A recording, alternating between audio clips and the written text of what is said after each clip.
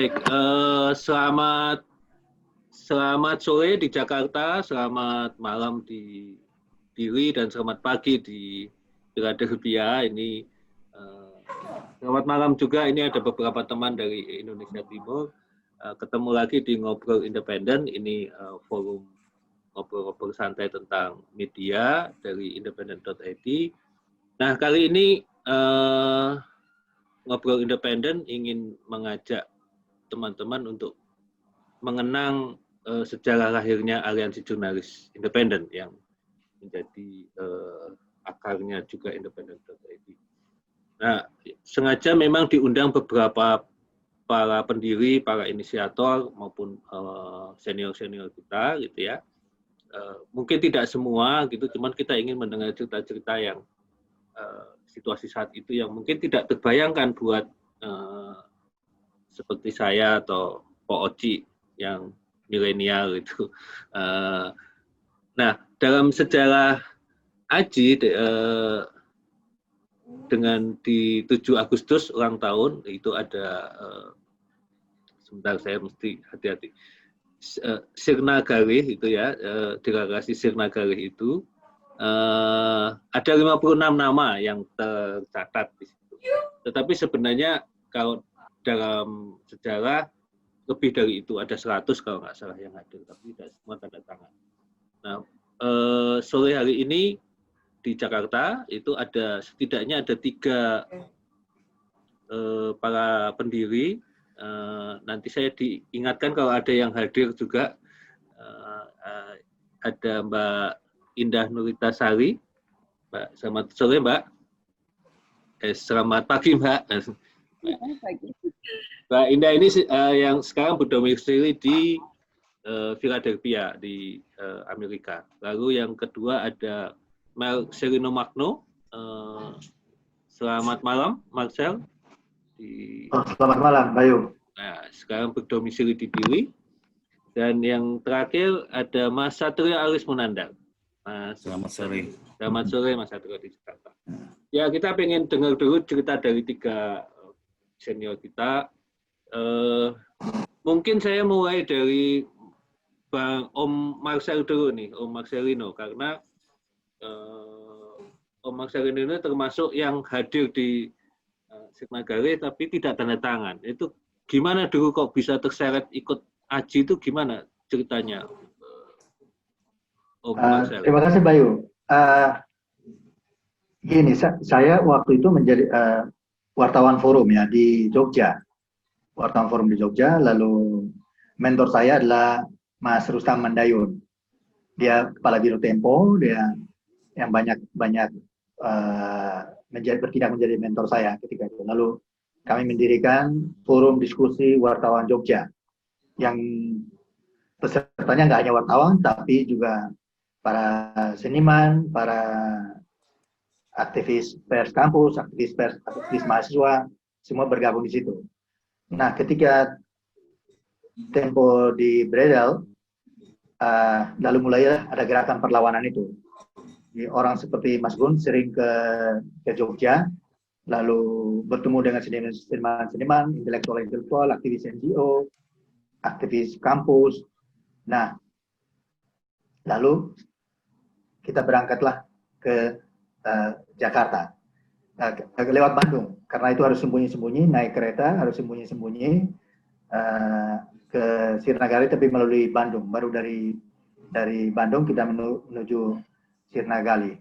Tapi cerita tentang saya sebelum berangkat ke Sirna Galih, karena saya juga anggota Renetil itu adalah gerakan perlawanan mahasiswa Timur ketika itu terhadap Orde Baru.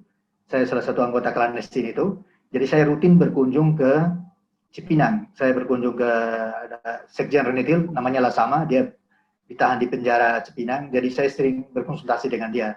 Saya ceritakan kondisinya seperti ini, ada versi di Bredel, lalu ada kita mau bikin gerakan yang lebih besar dari pers untuk melawan rezim Orde Baru. Lalu saran dia, waktu itu dia sambil tertawa, dia bilang, muka kayak kamu ini nggak akan tahan kalau disiksa.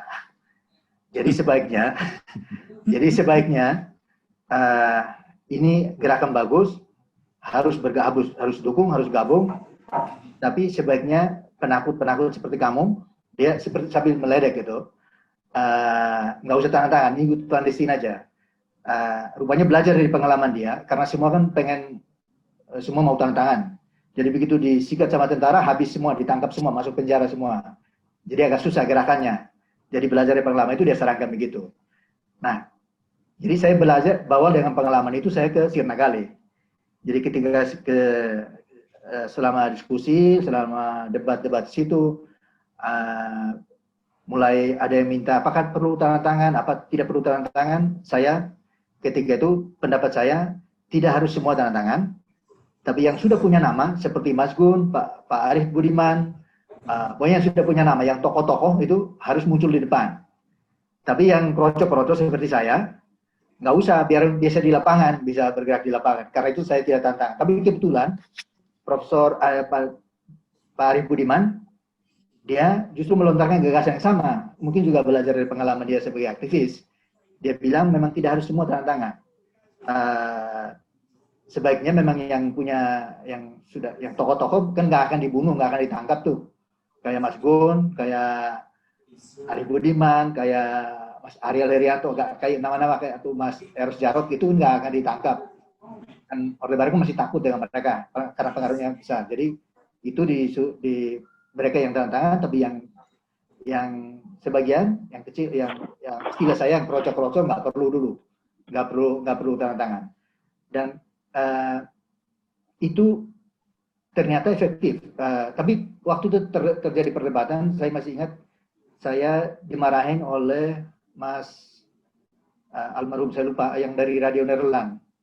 Dimarahin karena dianggap pengecut. Kok nggak mau tanda tangan? Dituduh begitu. Saya masih ingat, beliau marah sekali dengan karena saya bilang nggak tanda tangan, dia marah. Nah, tapi saya bilang ini berdasarkan pengalaman masing-masing. Jadi kita bebas saja. Dari Pak Arief Budiman ambil sikap begitu, ada yang tanda tangan dan ada yang tidak.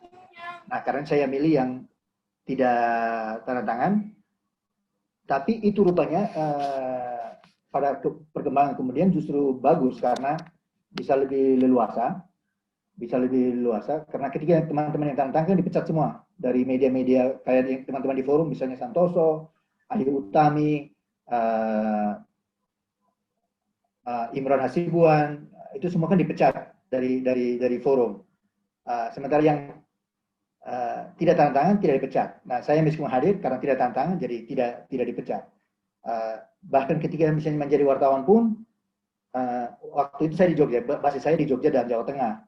Kalau mau liput misalnya, mau wawancara dengan kalau dengan akademisi tidak apa-apa. Justru dengan label sebagai orang aji, saya seperti mendapat privilege betul. Orang merasa seperti saya adalah teman mereka. Jadi bahkan saya justru dicari-cari, misalnya orang seperti Bang Cornelis Lai yang barusan meninggal, Pak Rizwan Darmawan, mereka baik sekali. Tapi kalau yang mau wawancara, terutama tentara, misalnya atau Pangdam Jawa Tengah, selalu ditanya harus punya kartu PWI. Kalau nggak punya kartu PWI nggak bisa wawancara. Nah, jadilah justru teman-teman PWI, ya kalau di tingkat atas mungkin bermusuhan ya, tapi di tingkat bawah, justru teman-teman di PWI, mereka justru mendorong-dorong, bilang, kamu kenapa sih nggak urus saja kartu PWI itu? Kamu mau mati dari kalau jadi anggota PWI. Makanya, jadilah saya punya kartu seperti ini. Jadi ini kartu PWI. Oh, jadi punya ya. Ini kartu PWI untuk bisa wawancara Pangdam Semarang atau pejabat-pejabat pemerintah, wali kota. Itu kalau setiap kali di sana, cuma setelah wawancara, teman-teman PWI yang ikut wawancara, mereka selalu bilang, dasar bandit. Cuma begitu, tapi mereka mendukung sekali teman-teman yang PWI. Jadi saya bisa punya 2 kartu, bisa punya AJI dan bisa punya PWI, Dan gerakan seperti itu karena tidak tanda tangan, jadi saya bebas sekali untuk bisa bergerak sampai rezim Orde Baru runtuh.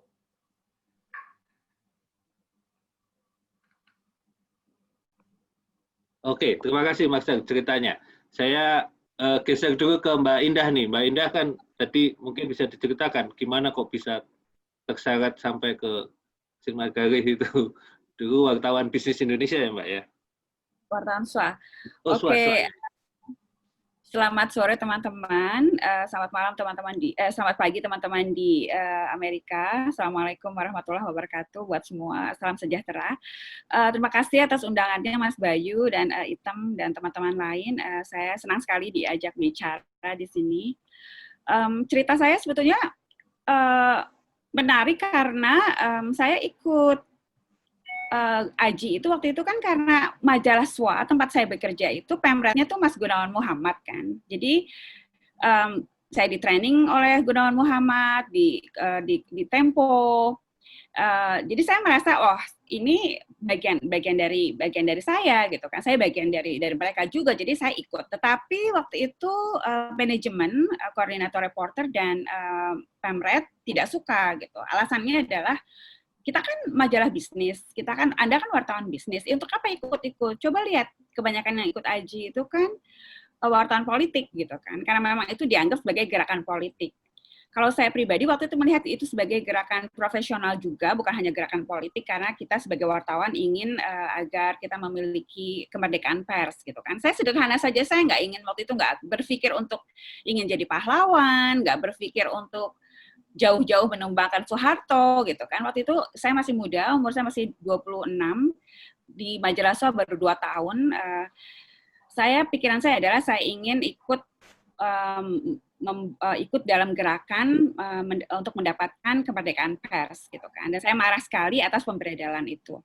Dan ketika ikut rapat gitu kan, saya memang melihat itu tuh tidak terlalu banyak wartawan bisnis memang, tapi saya tetap ikut. Dan itu lucunya saya baru ikut rapat saja tuh di kantor udah didatangin entah siapa ya yang ke kantor dan menanyakan soal saya gitu kan. Terus nah itu menjadi alasan kuat untuk Pemret dan koordinator reporter untuk menekan saya. Mereka bilang kalau nama kamu muncul udah lewat gitu kan. Kita nggak bisa mempertahankan kamu. Kami lebih baik melepas kamu, mengorbankan kamu satu orang daripada mengorbankan media gitu kan. Karena waktu itu pemretnya juga Gunawan Muhammad. Nah, ayah saya waktu itu pengalaman buruk ya, waktu itu mendapatkan stigma komunis. Jadi selama 12 tahun tidak rumah dan hartanya diambil, lalu juga gajinya ditahan selama lebih dari 12 tahun. Jadi ibu saya menjadi breadwinner gitu. Dan ibu saya waktu itu juga bilang, ingat ya, gerakan seperti ini kelihatannya kecil, tetapi ketika kamu ikut terlibat di dalamnya, lama-lama akan berpengaruh sangat besar terhadap kamu dan keluarga gitu. Dan saya melihat betapa beratnya waktu itu. Ayah saya dulu ikut Dewan Mahasiswa bareng sama Emil Salim misalnya, lalu masih muda sudah keluar negeri bersama Bung Karno dan macam-macam deh. Lalu rumah kami diambil gitu kan, dan ekonomi waktu itu menjadi sangat sulit. Dan saya ingat sekali waktu saya masih kecil. Dan itu cerita orang tua saya, mama saya menangis, bapak saya menangis, lalu juga tekanan dari bos ya di kantor, dan teman-teman juga banyak yang menghina juga sih waktu itu. Lalu, ngapain sih ikut-ikut gitu kan? Kita kan wartawan bisnis gitu, nggak ada urusan. Selalu alasannya seperti itu. Tapi dan karena saya juga dulu aktivis mahasiswa waktu di UI kan, saya melihat buat saya pribadi ini adalah personal gitu kan, ini adalah harus dilakukan. Kalau orang Amerika bilang itu the right thing to do, jadi harus dilakukan. Dan saya waktu itu nggak muluk-muluk, saya nggak mikir pengen jadi pahlawan. Waktu itu saya ingat Yuda menggoda saya bilang, kamu nggak ikut tanda tangan, nggak jadi pahlawan deh, nggak akan ada orang yang ingat gitu. Saya pikir ya nggak apa-apa deh, nggak ada orang yang ingat, karena memang saya juga niatnya waktu itu bukan ingin menjadi pelaku sejarah, walaupun juga memang bagus ya kalau diapresiasi sebagai pelaku sejarah, tetapi tujuan saya waktu itu hanya ingin agar kita semua mendapatkan kebebasan pers. Lalu seperti tadi Bung Marcelino cerita, memang sulit sekali untuk mendapatkan interview atau mendapatkan waktu untuk bicara kalau Anda tidak menunjukkan kartu PWI. saya waktu itu tidak punya kartu PWI, kita hanya punya kartu majalah SWA, dan susah sekali masuk ke gedung, mau interview, ngomong sama sekretaris, gitu kan, itu Anda dari mana? Mana kartu PWI-nya? Gitu. Dan itu selalu berlaku. Mungkin yang anak muda sekarang ya, aktivis AJI sekarang, pengurus AJI sekarang tidak bisa melihat itu. Waktu itu yang saya harus wawancara itu misalnya Sudwi Katmono, Tommy Soeharto, Humpus Group, Bimantara, grup-grup seperti itu yang sangat jelas kaitannya, relasinya dengan Soeharto kan, gitu. Kelihatannya memang kalau sekarang mungkin tidak terlalu, Anda mungkin akan sulit membayangkan waktu itu menjadi wartawan muda ya, perempuan, dan setiap datang ke satu tempat, mana kartu PWI Anda gitu. Mereka tidak percaya bahwa saya itu betul-betul wartawan, disangkanya wartawan bodrek yang hanya cari uang gitu kan. Dan ketika akhirnya saya tidak tanda tangan, saya ingat waktu itu Stanley, Satrio termasuk, Yuda, Andreas, dan Roy termasuk yang menasihati saya, bilang, Indah, kamu kuat nggak kalau kamu tanda tangan? Kuat nggak dengan resikonya? Resiko dicari, resiko dipecat, gitu kan? Resiko dipecat dan tidak mendapatkan pekerjaan, gitu. Jadi itu muter semua di kepala saya waktu itu. Dan sedang setiap saya pulang ke rumah, ayah saya menangis karena dia ingat betapa waktu dia muda, dan akhirnya kan karir ayah saya juga kan mentok gitu kan, karena stigma PKI itu kan, komunis gitu. Walaupun akhirnya kemudian bisa dipulihkan, tetapi ayah saya udah tua waktu itu. Jadi ya itu pengaruhnya sangat besar untuk keluarga kami waktu itu. Jadi memang seperti Bung Marcelino bilang, itu personal. Jadi setiap orang punya perjalanan hidup yang beda-beda gitu kan. Tapi ketika buat saya waktu itu adalah keberanian saya untuk ikut AJI, hanya datang untuk rapat AJI saja buat saya itu perjuangan gitu. Karena saya sendirian dari kantor saya, tidak ada yang lain, dan waktu itu juga rapatnya kan selalu malam banget ya, kadang-kadang sampai pagi gitu, sampai jam 2 pagi, besoknya harus kerja lagi. Itu pun sudah merupakan perjuangan berat, dan saya sangat bahagia karena AJI sekarang sudah besar, dan akhirnya perjuangan kami terlihat nyata, dan bahkan Soeharto tumbang. Oh, ada satu cerita yang menarik. Jadi saya waktu itu selalu merasa bahwa saya nggak berperan dan nggak aman gitu, nama saya nggak muncul. Tetapi saya lupa, ada satu hal yang saya lupa. Ketika kami melakukan acara di hotel wisata waktu itu, kantor saya itu cuma hanya mungkin 500 meter dari hotel wisata. Kantor saya waktu itu di Tamrin. Jadi teman-teman bilang, Indah, kamu aja deh yang booking gitu kan. Nah, saya booking hotelnya, saya kasih kartu nama saya tanda tangan surat booking pakai nama saya gitu kan. Nah, itulah yang menjadi alasan petugas untuk mencari saya waktu itu. Jadi ketika peristiwa hotel wisata terjadi, teman-teman ditangkap, saya waktu itu masih di dalam, masih ngurusin macam-macam sama Lena, saya ingat banget, ngurusin makanan, ngurusin teknis lah ya, karena kami panitia. Ditarik sama Roy, waktu itu Satrio sudah ada di mobil van besar waktu itu ya, ada beberapa mobil, saya lupa, tapi saya ingat saya ditarik sama Roy, satu-satunya yang saya ingat tuh, maksudnya orang yang saya ingat persis itu Roy. Dia menarik saya dengan keras dan saya marah waktu itu. Saya bilang, Roy, saya harus ngurus ini nih, makanan dan segala macam kan. Dia bilang, Ida, lo mau ditangkap gitu. Gila loh gitu kan. Dilihat di luar sana, dan ternyata udah hotel wisata sudah dikurung oleh tentara waktu itu banyak sekali, dan saya di dalam kan nggak berpikir ke situ karena lagi ngurusin bagian dapur dan lain-lain gitu kan. Ditarik sama Roy, masuk ke mobil, lalu mobilnya langsung lari waktu itu kalau nggak salah ke satu hotel di Jatinegara kalau nggak salah. Dan ternyata semua teman-teman sudah di situ di kamar hotel itu, dan akhirnya waktu itu ada Mas Eros kalau nggak salah, saya ingat Satrio, Yuda, kita rembukan, dan saya waktu itu memang sudah diterima program di Jerman selama kalau nggak salah 3 bulan waktu itu. Nah akhirnya malam itu juga saya diantar ke kedutaan Jerman untuk ngurus visa.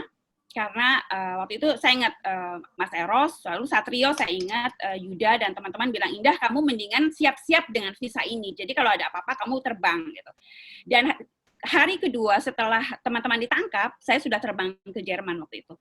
Dan waktu di Jerman pun saya masih diikuti orang. Saya juga saya waktu itu berpikir, orang seperti saya ya, nggak terkenal gitu kan.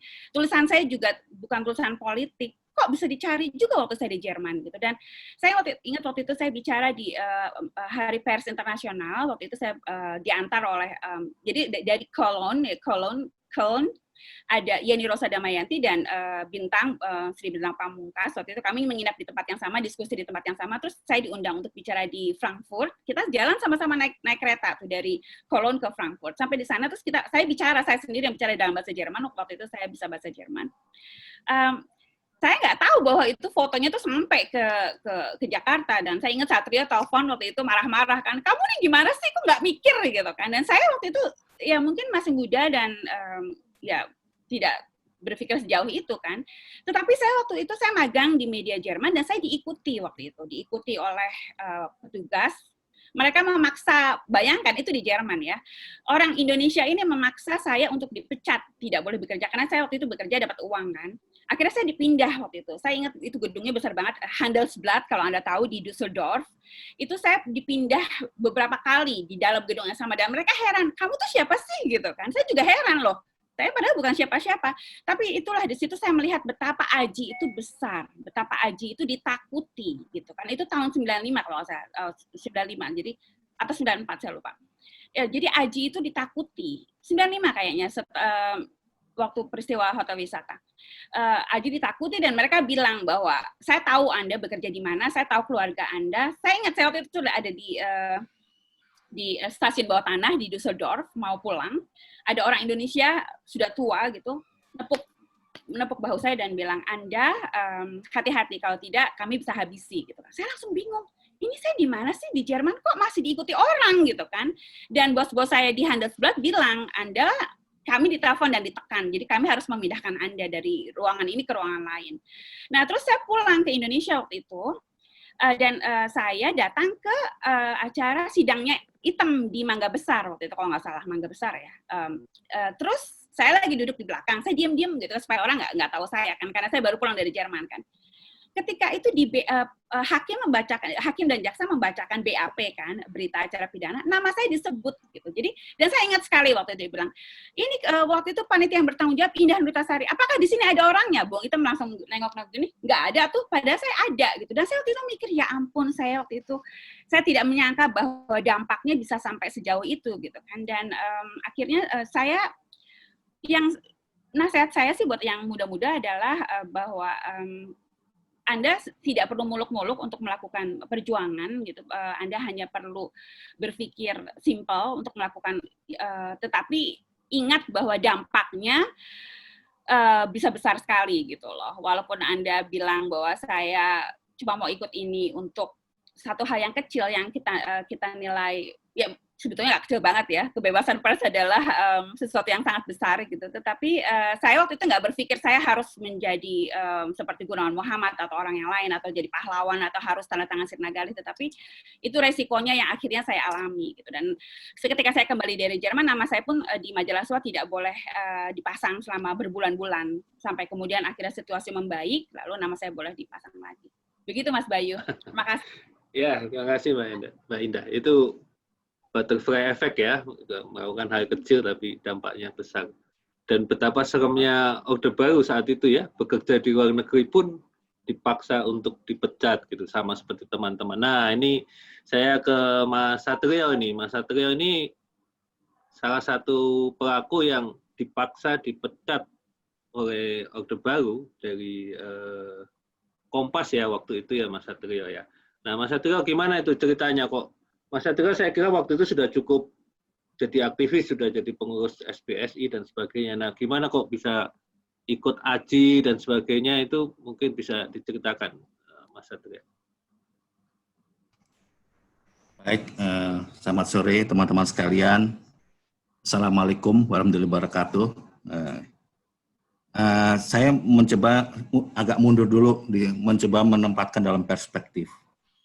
Jadi sebetulnya pertama gini, aspirasi para wartawan muda pada waktu itu untuk mendirikan satu organisasi profesi alternatif, itu sebenarnya bukan ujuk-ujuk karena habis pemberedalan Tempo lalu berdiri, nggak begitu.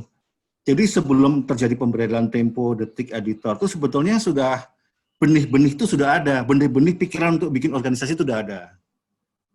tahun 1991 itu beberapa wartawan, termasuk saya, Yuda, Saur Huta Barat dari editor, Lukman, beberapa kemudian ke belakangan juga datang Santoso segala macam, sudah bicara-bicara di tim waktu itu, bicara mengenai perlunya ada satu organisasi profesi di luar PWI, karena dengan adanya PWI, ternyata PWI itu tidak bisa memperjuangkan kebebasan pers gitu.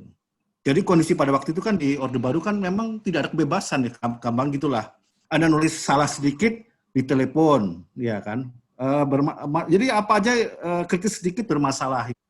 Dan PWI sebetulnya di situ dalam posisi itu PWI sebagai satu-satu wartawan yang ada pada waktu yang diakui cuma itu juga, dia ya kasarnya cuma sekedar ornamental aja ya, ada tapi tidak ada fungsi apa-apa gitu.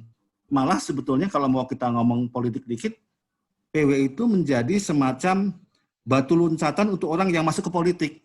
Misalnya gini, Anda jadi anggota PWI.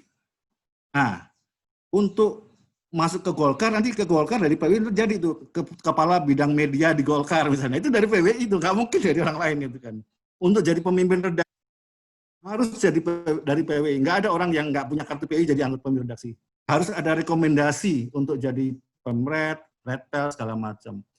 Jadi segala macam seluruh kehidupan wartawan itu termasuk nafkahnya, sebang nafkahnya, karena ini urusan karir, nafkah segala macam terkait benar dengan bangsa politik. Jadi kayak misalnya kayak Indah yang tadi Indah cerita mengenai masalah itu sangat benar. Jadi ancamannya bukan sekedar apa namanya, nanti ancaman nanti kita jadi sulit karir, bukan hanya sulit karir. Bahkan waktu itu saya ingat PWI itu pernah mengatakan kepada media, jangan menerima wartawan yang anggota AJI. Nah, kan itu ancamannya kan menyangkut nafkah hidup loh. Ini udah pelanggaran HAM sebenarnya, bukan cuma sekedar jadi kita ini udah mau wawancara sulit, bukan sekedar wawancara sulit. Bahkan nafkah hidupnya dipersulit dengan itu. Jadi memang ancaman itu sangat real kan gitu kan.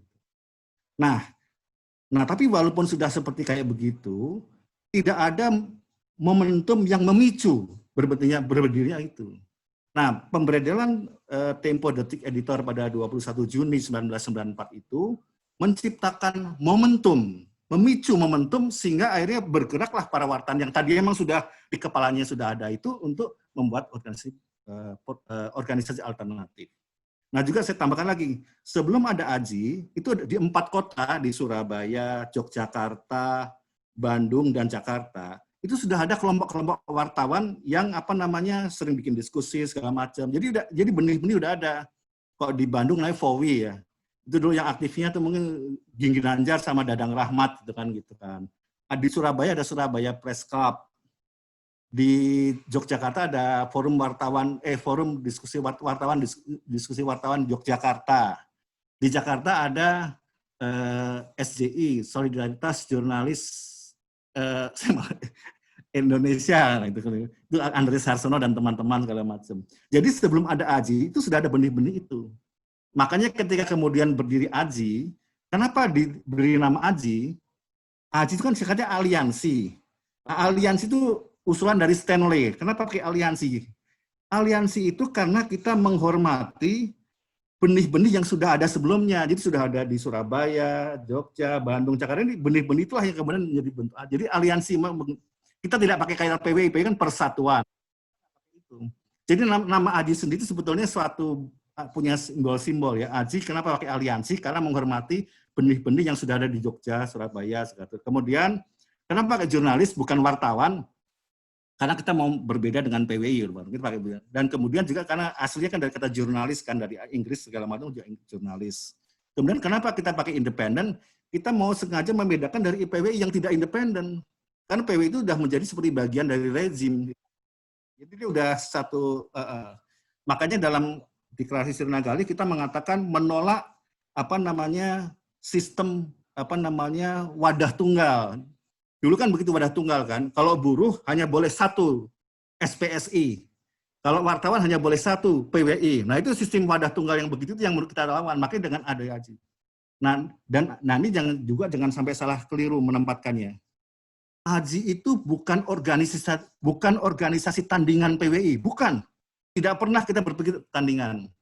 Karena kalau sifatnya tandingan, dia sifatnya hanya reaktif. Jadi kalau PWI ada, kita sebagai tandingan. Kok PWI tutup, kalau kita harus tutup dong. Kan jadi kita keberatan. Kok PWI udah tutup, kita harus tutup karena kita tandingan gitu. Gitu konsepnya. Kita sebagai alternatif. Alternatif itu artinya kita tidak pernah menuntut PWI bubar atau organisasi lain bubar. Jadi kita yang alternatif. Jadi makanya sekarang ada sekian belas organisasi wartawan ya nggak masalah kan gitu kan. Karena kita alternatif. Bukan kita monopoli kebenaran. Dulu kan PWI. Ya PWI cuma ada PWI, yang lain nggak ada. Kita nggak begitu. Jadi kita menerima keragaman itu. Jadi nama AJI itu sendiri sebetulnya punya simbol-simbol kenapa namanya AJI itu ada maksudnya. Jadi itu latar belakangnya kemudian itu. Nah kemudian kita sebetulnya sudah pernah memberi kesempatan pada PWI. Jadi ketika habis pemberedelan itu, kita karena masukkan beberapa senior-senior kita yang memang sudah jadi anggota PWI ya kayak Pak Gunawan Muhammad kan juga anggota PWI gitu kan. Udahlah kita coba lalu jalur yang normal dulu, jalur yang prosedural lah. Jangan tiba-tiba mau bikin organisasi, nanti biarlah kita lewat PWI. Kita pernah jadi sekitar kami ke PWI. Kita waktu itu PWI dipimpin oleh Sofyan Lubis dan Parni Hadi, sekjennya Parni Hadi, ketua umum Sofyan Lubis. Kita minta tolong perjuangkan untuk bertemu dengan Harmoko, Menteri Penerangan, dan untuk memperjuangkan masalah pemberedelan ini yang masalah gini-gini gitu. Kita beri waktu 1 bulan. Nah, sampai 1 bulan, kita datang lagi ke PWI. Lagi janji. Gimana? Udah berhasil ketemu Harmoko itu? Enggak berhasil. Gitu. Nah, jadi secara prosedural, kita sudah memberi waktu pada PWI untuk membuktikan keseriusan mereka dalam memperjuangkan para teman-teman ini. Ternyata mereka gagal. Nah, makanya dari itu kemudian kita sekitar bulan Juli, makanya itu kemudian pada Agustus itulah makanya kita akhirnya di Sirnagali kita mendeklarasikan berdirinya AJI. Tapi itu udah ada prosedurnya, jadi kita nggak ujuk-ujuk mau berdiri. Katanya kita udah kita memberi kesempatan lah. Tapi kan mereka gagal gitu. Jadi itulah kemudian mulai berdiri AJI. Nah di AJI itu waktu itu AJI ini sebetulnya adalah gerakan wartawan muda. Nah, saya bilang, saya garisi kata-kata muda ya. Waktu kalau saya dulu masih muda, sekarang mungkin udah nggak masuk. Dulu masih muda. Jadi, makanya kenapa? Jadi pada malam tangkan dan ada tanggal 6-7 Agustus. Pada 6 Agustus itu, kita minta para jurnalis yang senior-senior tidak datang sama sekali. Kayak Aristides Kartopo, Gunawan Muhammad, ya kan, Eros Jarot, segala yang, mohon maaf, yang tua-tua itu jangan datang. Kenapa? Kita tidak mau dianggap AJI ini cuma sebetulnya hanya proksi dari yang tua-tua itu. Kita nggak mau. Makanya kita pada tanggal 6 itu hanya yang betul-betul hanya jurnalis muda yang merancang semuanya. Deklarasinya, konsepnya, organisasi, segala macam kan gitu. Nah sesudah itu matang, besok paginya tanggal 7, baru kita persilakan mereka datang dan ikut tanda tangan. Tapi konsepnya kita yang bikin. Jadi jangan sampai terdengar, oh itu kan organisasi itu. Tapi kenapa kita butuh mereka? Karena seperti tadi kata-kata Marcelino bilang, kita ini siapa sih? Satrio Yuda ini kan masih watan-watan siapa gitu loh, gitu kan, Stanley segala macam, Santoso, Ayu kan gitu. Untuk Gema keluar perlu nama-nama besar. Nah, nama besar itu masukkanlah tanda tangannya Fikri Jufri, Gunawan Muhammad, Eros Jarot, ya kan. Nah, nama-nama besar itulah yang membuat Gemanya jadi besar. Tapi konsep dasar AJI-nya sendiri kan wartawan muda gitu kan. Jadi jangan sampai ntar kesannya itu kan cuma kan ini omongan orang lain ya. Itu kan cuma alatnya Gunawan Muhammad atau alatnya Eros Jarot. Enggak begitu, ini kan wartawan muda betul gitu kan. Bahwa mereka dilibatkan, ya, tapi pada hari berikutnya sesudah konsepnya udah kita matangkan deh wartawan muda. Ya. Jadi itu pengantar, mungkin nanti kita Baik. Terima kasih. Terima kasih Mas Satrio. Saya coba mengundang pendiri yang lain nih, ada Mas Andreas Harsono nih, mungkin Mas Andreas mungkin bisa cerita itu kenapa ini tadi pertanyaannya mirip-mirip, bagaimana mungkin secara personal gimana Mas Andreas bisa terlibat di AJI itu, gimana itu ceritanya? Tadi Marcel sudah, Bung Marcel sudah cerita, Mbak Indah sudah cerita, Mas Satrio, mungkin Mas Andreas bisa cerita sedikit. Mas Andreas. Saya kira waktu itu saya marah saja, waktu Tempo di Bredel, ya, Detik, Editor, banyak dari kami marah lah. Marah, lantas semua yang bertahun-tahun menumpuk itu, wadah tunggal, sensor, media yang tidak independen, yaitu bercampur jadi satu. Nah kebetulan saya kira Satrio, terus saat Detik, editor dan Tempo itu di Bredel, hari malam itu kami bertemu di Jakarta Post. Saya ingat ada Satrio, ada Salomo ya, Satrio ya, Salomo Simanung Khalid, terus Bambang Wisudo, Salomo Wisudo, ya betul. Ya, dia Prekasa Yuda, terus Stanley juga, Yosep Adi Prasetyo yang ada di Jakarta. Karena kebetulan kantor kami dekat ya. Jadi malam itu, saya ingat satu lagi Satrio, Ucok, Imran Hasibuan, itu juga. Iya, Imran ya. Jadi kita ketemu di Jakarta Post. Ya semua marah saja, jengkel dan capek dengan rezim yang otoriter itu, dan kami mau melawan. Itu aja sih. Ya, terima kasih Mas Ya, Andreas. belum cerita tuh soal rapat-rapat di tempat indekosannya Andreas. Oh ya, boleh Mas, ceritain sedikit Mas, indekosnya. Itu kantor SJI-nya kan di kantor Andreas, rumahnya indekosannya Andreas, Solidares. Terbongkar hanya Satrio nih. Jadi waktu itu kami perlu tempat untuk rapat kan, tidak mungkin rapat di ruang tamu Jakarta Post yang paling cukup hanya untuk 4 orang. Nah, mula-mula kami mau pinjam ruang rapat. Kami kan ada di Gramedia ya, jadi ada Satrio di Kompas, terus Stanley di Jakarta, saya di Jakarta Post. Kantor kami paling hanya terpaut berapa ya, 100 meter lah paling banter. Yang lain juga nebeng, jadi Santoso datang dari forum ke sini, lantas Liston Siregar dari Tempo dan lain-lain. Indah juga datang dari Indah, waktu itu kantornya di mana ya? Di SWA, di Tanah Abang ya Indah? Ya, di Tamrin, Jalan Tamrin. Ya. Jadi persoalan pertama adalah kami mau rapat di mana? Yeah. Kompas keberatan, Jakarta Post keberatan. Stanley usul rapat di lapangan basket milik Kompas Gramedia. Di lapangan basket pun kami diusir itu. Jadi dalam keadaan ramai itu, orang 20 lebih ya. Akhirnya kami rapat di Hotel Century yang juga di kawasan Senayan. Tapi kalau rapat di hotel kan nggak enak kan, makan harus bayar dan tidak bisa lama. Nah sehingga rapat berikutnya itu diputuskan rapat di kos saya, kontrakan saya. Kontrakan saya itu kecil sekali, hanya berapa ya, 6 meter kali 10 itu nggak sampai. Ruang tamu yang kecil hanya 3 kali 2 atau berapa gitu. Jendelanya dibuka, ada lebih dari 20 orang waktu itu.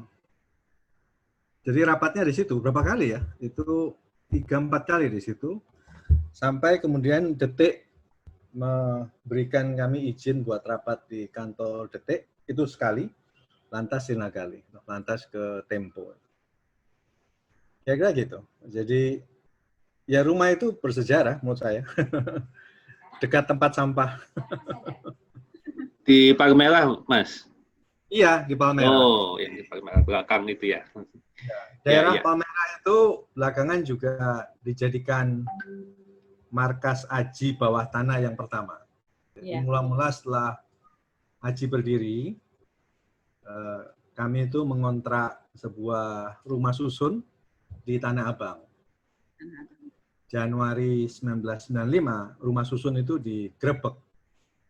Waktu itu kan, ya kita tahu lah, banyak ditangkap. Sehingga nggak bisa dipakai lagi rumah susun itu. Nah, kami kemudian bukan Januari deh. Sepertinya bukan Januari. Bulan apa ya? Itu bulan Mei kalau nggak salah. Bulan Mei. Karena kita peristiwa di hotel wisata itu waktu itu kan sebetulnya hari Lebaran ya, menyambut hari Lebaran Gus Dur bicara. Terus waktu itu sebetulnya tujuannya Sri Bintang datang. Tujuannya waktu itu silaturahmi sebetulnya. Silaturahmi, tetapi kemudian ada petisi 50 ya, grup itu juga datang untuk bicara, dan ketika mereka mulai bicara itu lalu kami dikepung. Jadi belum acara belum berlangsung cukup lama waktu itu, baru mulai, belum makan-makan dan lain-lain belum terjadi kayaknya, baru mulai. Anne sama Heru dibawa ke Polres. Nah, betul. Terus ini ada Bung Adira Zuardi loh, dia juga bukan penanda tangan tapi ikut sebagai pendiri juga itu. Orang masih di antara kalau nggak salah waktu itu. Oh iya. Silakan Bung Adi. Cerita sedikit tuh. Di antara ya dulu ya. Kalau nggak salah di antara waktu itu. Di unmute dulu, Bung. Suaranya belum masuk. Ya, terima kasih. Selamat sore teman-teman. Waduh, senang juga ketemu teman-teman lama dulu. Ya, dulu kalau wartawan media swasta ngelawan pemerintah itu wajar. Tapi dulu ada Antara, saya satu-satunya yang mewakili kalau nggak salah ya. Terus ada satu lagi Pos Kota tuh. Nah, saya waktu kita aksi demo protes pemberedelan, itu saya nggak tahu rapat di mana, saya diputuskan jadi salah satu wakil yang masuk ke atas kan, ke Dewan Pers kalau nggak salah saat itu. Nah, kita dulu saya juga nggak lupa dengan siapa, 5 orang tuh ya, Satrio ya. 5 orang, nah sebelum masuk kan ID-nya kan diminta tuh untuk dibuktikan benar nggak kita wartawan gitu. Nah begitu pas kita ngasih ID masing-masing, ya terus besoknya saya dipanggil tuh. Rupanya waktu itu Menteri Harmoko marah-marah dengan pemimpin umat antara Hanjoyo. Hanjoyo itu adalah seorang militer dari TNI Angkatan Udara. Nah dulu pejabat besoknya setelah saya ikut aksi di Dewan Pers, tapi saya sebelumnya juga ikut demo yang di Kementerian Penerangan. Setelah itu rapat lagi, kalau nggak salah ya, demo di Dewan Pers. Terus saya diminta menjadi salah satu wakil yang naik ke atas gitu loh. Nah teman-teman pada demo. Besoknya saya dipanggil oleh petinggi-petinggi antara lah. Wah saya habis waktu dimaki-maki, keluar kebun binatang lah gitu. Bilang, tunggu kamu dipanggil pemimpin umum, kamu bakal dipecat gitu. Ya saya waktu itu udah pasrah aja kan. Nah nggak lama saya dipanggil oleh pemimpin umum gitu. Nah waktu pas umum, ya waktu itu Pak Hanyoyo cuma nanya, kamu benar ikut demo? Iya Pak, saya bilang gitu. Terus dia nunjukin tuh kalau nggak salah headline Jakarta Post ini kok ada fotonya, jadi fotonya Muchtar Papahan, kenapa dia ikut-ikut? Saya bilang saya nggak tahu Pak, saya delegasi yang masuk, tapi waktu di rapat itu saya ya siapapun boleh pidato lah gitu loh. Kemudian waktu itu Muchtar Papahan datang dan pidato di foto ya terus terjadi dialog. Saya waktu itu sudah pasrah juga, tapi memang saya punya kakek waktu itu. Kakek sebenarnya nggak kakek langsung, nenek dari kakek itu dulu seniornya Hanjoyo di TNI AU, dan Hanjoyo waktu itu respect lah dengan kakek saya, sehingga akhirnya kita ngobrol-ngobrol di dalam, ketawa-ketawa, terus saya disuruh keluar. Terus begitu pas keluar saya membuka pintu, dia bilang, kalau demo-demo lagi nanti jangan undang Muchtar Papahan lah, dia bilang gitu. Ya saya bilang, iya Pak, saya bilang gitu. Nah itu semua antara gempar gitu loh, tahu saya nggak dipecat gitu loh. Jadi ya karena dulu ada hubungan seperti itulah. Sebelum peristiwa ini Hanjoyo juga sering titip salam buat kakek kamu katanya. Jadi ya saya diselamatkan karena hubungan itu. Sebelumnya semua pejabat tuh udah pastilah dibilang kamu nih bakal dipecat katanya kamu, karena Pak Harmoko juga sempat maki-maki Hanjoyo dengan kata-kata kasar di telepon gitu loh. Itu kata mereka sih. Gitu. Nah setelah itu ya Tapi paling tidak saya sebenarnya ada satu kalimat yang saya katakan gini, Pak Hanjoyo kan kakinya ada di pemerintah, saya bilang gitu. Saya orang antara kakinya di oposisi sebenarnya atau jatuh, saya bilang gitu. Itu 2 tahun sebelum Soeharto jatuh kalau nggak salah. Peristiwanya tahun 96 ya. 94 atau 96 tuh pemberedelan, 94 ya. 4. Ya ternyata 94 ya. Nah itu ya ternyata benar dugaan saya bahwa nggak lama kemudian setelah Putin meninggal ya Pak Harto jatuh gitu. Nah itu mungkin pengalaman-pengalaman saya yang ya saya sempat juga wirawiri rapat dulu dengan dengan Rin, dengan Hasudungan, dengan kita bikin ADART gitu. Itu ya saya hanya ingin menunjukkan aja bahwa perlawanan dari teman-teman itu didukung juga oleh media pemerintah. Saya juga nggak tahu tuh nasib kawan kita yang dari pos kota. Ada juga dari pos kota juga waktu itu. Kalau nggak salah hadir, cuma saya lupa namanya gitu. Ya itu mungkin catatan sejarah peran wartawan antara, karena saya lihat juga perkembangannya di AJI banyak juga kepala-kepala cabang AJI itu wartawan antara di daerah ya, kalau nggak salah sampai sekarang. Artinya saya juga senang bahwa orang antara ada hadir dari awal dan sekarang juga masih berperan gitu. Ada ikut perjuangan dengan AJI. Mungkin itu aja yang saya bisa share ceritanya. Makasih. Ya, terima kasih Mas Hadi. Apa masih ada pendiri lain atau senior lain yang di sini? Bung Nuraki Aziz tuh dari Inggris. Tadi Adi kan dari Bali. Ya. Nuraki Aziz tuh Ai. Coba ceritai. Dia waktu itu media saya lupa. Pokoknya media asing lah waktu itu. Ya. Silakan Bung Ai cerita sedikit tentang ini masa itu. Halo. Ya. Kedengeran? Kedengeran. Silakan. Indah Satrio Adi, apa kabar? Wah, seneng banget ya dengar.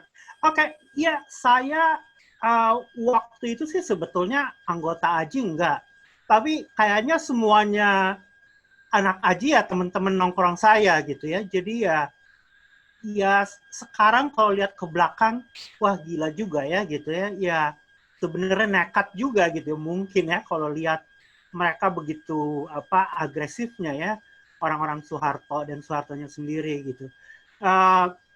Sayang juga waktu acara Sirna Galih saya juga nggak datang, mungkin waktu itu lagi kerja gitu ya. Tapi ya kita sih waktu itu saya lupa saya kerja di Nikkei atau di CNN gitu. Tapi kayaknya hampir semua sih kalau media asing atau orang Indonesia yang kerja di media asing ya dukunglah AJI gitu, meskipun kita punya kartu PWI juga gitu ya buat ngeliput gitu. Meskipun kita kalau mau ngeliput ke istana ya diheres juga tuh di pas pampres di Tanah Abang situ gitu loh. Karena nggak dapet tuh kartu pers istana kan gitu. Ya menarik ya. Mungkin sebetulnya yang saya ingin itu tadi sebetulnya saya udah nanya juga tuh di chat room. Semoga nanti akan cerita juga pandangan AJI tentang keadaan Indonesia sekarang begitu ya. Saya dengar nih ada tambah banyak nih saya nggak tahu harassment atau pelecehan atau apa begitu loh terhadap media sekarang begitu. Jadi AJI bagaimana melihatnya dan apa yang dilakukan begitu. Oke, tapi ya selain dari itu ya seru lah pokoknya kalau sekarang sih berhubung umur udah 55 gitu ngeliat ke belakang seru ya, tapi waktu itu ya kayak Roy waktu itu seingat saya sampai dikejar-kejar segala macem gitu kan ya, yang itu buat saya belum lagi ya temen di sini ya Liston, Lena gitu banyak juga gitu, tapi mereka sepertinya waktu itu sudah mulai mengarah ke BBC Indonesia gitu, jadi mungkin nggak separah-parah gitu amat dibandingkan yang masih ada di Indonesia waktu itu gitu ya. Item mana nih? Kok saya nggak lihat ada item? Iya, item mana nih? Mas Item sibuk banyak workshop. Oh gitu. PKBI. Ya gitu Bayu. serulah kalau dilihat ke belakang sih waktu puluhan tahun yang lalu gitu ya, kalau sekarang melihat ke belakang. Dan wartawan media asing ini termasuk yang paling banyak membantu secara keuangan untuk membeli media independen waktu itu. Itu harus dihargai karena mereka kan dalam posisi yang lebih bebas ya, secara keuangan lebih kuat, secara status mereka wartawan media asing. Jadi saya ingat sekali waktu itu ketika kita bikin majalah dan harus menjual, saya beli banyak sekali waktu itu. Wartawan media asing ini yang paling cepat beli dan paling cepat bayar. Kadang-kadang wartawan kan orang banyak yang lain tuh yang cuma beli tapi terus nggak bayar gitu kan. Karena itu tuh waktu itu sistemnya donasi waktu itu kan. Nah, wartawan media asing ini yang termasuk AI ini yang waktu itu saya ingat sekali termasuk sponsor utama kalau soal keuangan. Ya nggak AI? Ya, semoga ada gunanya ya. Saya sih memang ada sisi nggak sukanya juga dengan Orde Baru. Jadi kayak nggak gunain Aji juga buat kepentingan pribadi saya. Gitu. Betul.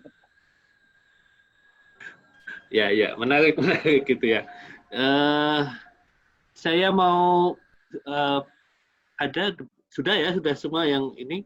Saya cuma mau buka ini teman-teman mungkin yang juga hadir di sini, teman-teman junior atau yang sekarang masih menjadi jurnalis itu, mungkin ada yang mau ditanyakan nih kepada teman-teman di awal-awal. Ada Mas Didi Prambadi nih, dia waktu itu wartawan senior Tempo ketika Tempo di Bredel.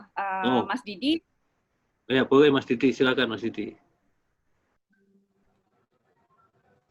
Mas Didi ini yang sama Mbak Indah ya, mendirikan Indonesia kan. Ayo Mas Didi. Silakan Mas Didi. Baru bangun. Gimana? Nggak apa-apa Mas. Nggak apa-apa ya. Cerita apa ya? Nggak ada cerita apa-apa. Mas Didi harusnya tugas di Bangkok kalau nggak salah ya. Terus udah siap-siap, lalu pemberedalan dan sebagainya. Lupa saya Anda. Tapi yang saya ingat ikut demonstrasi ke Departemen Penerangan bersama Torik Adat dan beberapa orang. Kami menemui Dirjen Subrata waktu itu. Kemudian ada berapa orang, sekitar 10 orang gitu, untuk memperjuangkan menerbitkan kembali surat izin terbit Tempo. Waktu itu Torik bilang, Pak Brata ini besok kalau bangun masih bisa makan. Kalau kami ini nggak bisa makan, udah bagaimana itu? Brata ya cengar-cengir aja. Terus waktu itu kami kemudian keluar dan kami mengenakan pakaian hitam-hitam. Saya lupa ya kenapa itu. Ya mungkin karena bergabung gitu aja ya. Terus kemudian keluar itu sudah banyak sekali yang berdemonstrasi waktu itu. Ada banyak sekali, ada Pak Gunawan, ada siapa tuh pengacara terkenal itu, Bang lupa. Oh iya. Nah terus kami Bang Buyung Nasution dan macam-macam. Kami yang hitam-hitam itu ketahuan. Akhirnya banyak juga yang dari pihak petugas keamanan yang ikut mengenakan pakaian hitam-hitam dan membuntuti kita. Saya ingat kemudian melarikan diri ke Jalan Sabang, terus menuju ke Sarinah. Di sana juga diikuti oleh sejumlah petugas yang pakai pakaian hitam-hitam dan pakai motor trail. Dikenceng-kencengan gitu. Waduh, lari-lari akhirnya saya masuk ke Kentucky kalau nggak salah waktu itu. Nggak ada di sana ya. Akhirnya saya berusaha untuk ganti baju dan berhasil pakai kaos dan melarikan diri ke Tempo. Itu aja saya kira. Saya terima kasih sekali dengan Aji ini sangat sangat monumental gerakannya. Saya kepengen ikut tapi nggak enak saya. Akhirnya ya udah. Terima kasih Mas. Ya terima kasih Mas Didi, terima kasih Yuk, ceritanya menarik. Iya, saya mau buka mungkin teman-teman yang juga hadir di sini mungkin mau bertanya ke para teman-teman senior ini. Ini ada beberapa teman dari Manado, ada juga dari Purwokerto, Afgan tadi kayaknya gabung, Jakarta juga, Palu. Ada yang mungkin mau bicara, mau nanya gitu, mungkin nggak kebayang dipecat dan nggak bisa bekerja di mana-mana, itu mungkin agak susah sekarang membayangkan. Ada? Kalau ada yang mau kalau saya boleh ngasih tambahan sedikit, Mas. Boleh. Media waktu itu kan berdirinya susah sekali ya, karena harus pakai siup. Itu mungkin wartawan muda sekarang yang mungkin kurang paham gitu. Nah, akhirnya karena sangat susah untuk mendapatkan siup, hampir setiap media itu ada orang pemerintahnya gitu. Nah, Majalah SWA misalnya, tadi kan dibilang Pak Hanjoyo Nitimiharjo kan pemimpin umum Antara. Waktu itu pemimpin umum Majalah SWA juga, jadi pemimpin redaksinya Gunawan Muhammad, pemimpin umum Hanjoyo. Jadi hampir selalu di setiap media itu ada orang militer atau pemerintah atau ada saham pemerintah untuk memuluskan mendapatkan siup gitu. Jadi Aji itu waktu itu menentang siup, karena dengan adanya siup kan pemerintah dengan mudah bisa mencabut hak hidup media kan. Sedangkan untuk mendapatkan siup itu waktu itu sangat sulit karena ada faktor modal ya, dan itu besar sekali, saya lupa berapa ratus juta. Jadi makanya waktu itu juga wartawan muda di AJI itu menolak siup, menolak satu-satunya organisasi jurnalis waktu itu, dan akhirnya tujuan utamanya mendemokratisasikan media, mendemokratisasikan dunia pers, dan memberikan hak kepada wartawan untuk berperan lebih besar. Karena kalau dengan siup gitu ya, waktu itu hanya orang yang punya duit, pengusaha misalnya, pengusaha, militer, dan intinya bukan wartawan gitu kan. Dengan tidak adanya siup, setiap orang wartawan bisa membuat media dengan pilihan masing-masing gitu kan, dengan idealisme masing-masing. Itu yang mungkin wartawan muda sekarang tidak terfikir gitu kalau menurut saya ya. Makasih.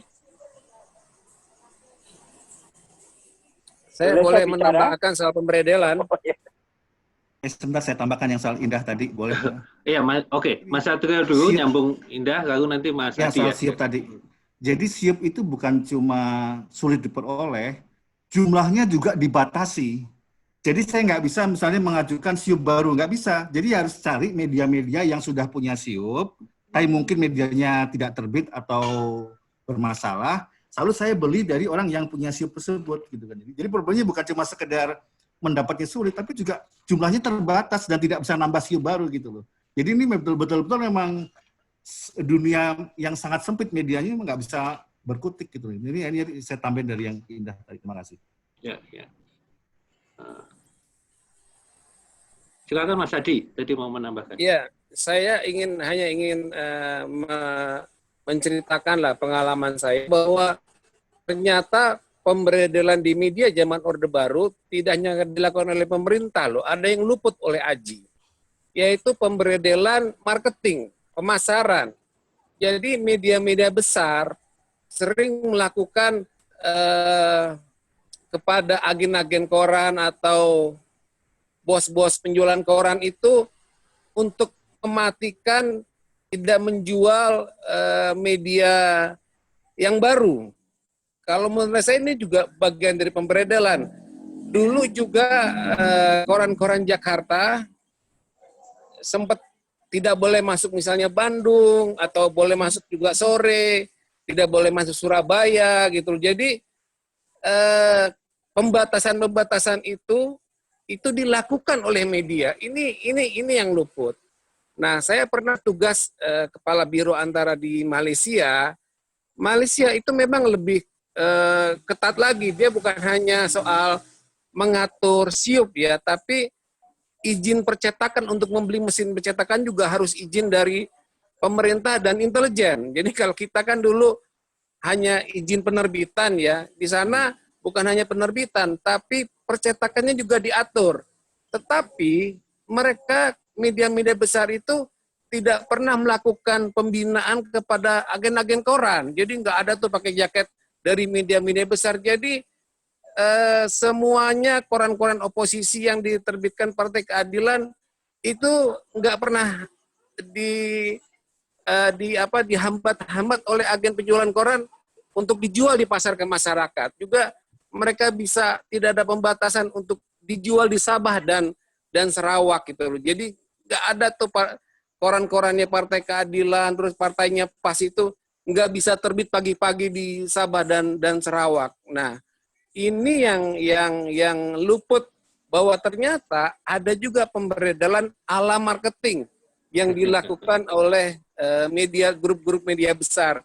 Misalkan kalau ada majalah atau koran laku yang menguntungkan, si agennya diancam, kamu jangan jual ini ya. Kalau enggak, saya enggak drop loh ini. Nah, kayak begini-begini yang kalau menurut saya itu juga bagian pemberedelan dari media-media baru. Mungkin yang kedua juga, setelah reformasi, ya kan dulu kita kan menolak pemberedelan. Kemudian setelah reformasi, ada kebebasan berserikat. Nah, ini yang juga harus diperjuangkan karena untuk menjadi media independen, serikat pekerja di media itu juga bagian penting untuk menengahi antara supaya jangan pemilik modal terlalu mengatur redaksi gitu loh.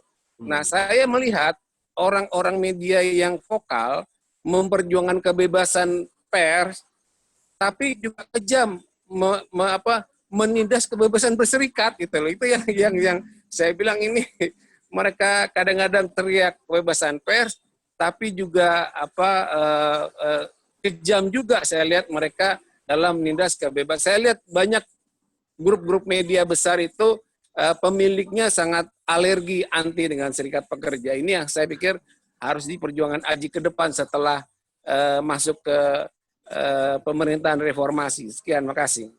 Ya, Mas Adi, ya itu masih itu anti serikat pekerja itu masih kuat di perusahaan media. Terima kasih masukannya. Di chat ada pertanyaan dari Nufus tentang soal dukungan internasional. Mungkin Mas Andreas bisa dibicarakan, diomongkan di sini supaya nanti juga muncul dukungan ketika Aji berdiri dari internasional, dari mana saja itu.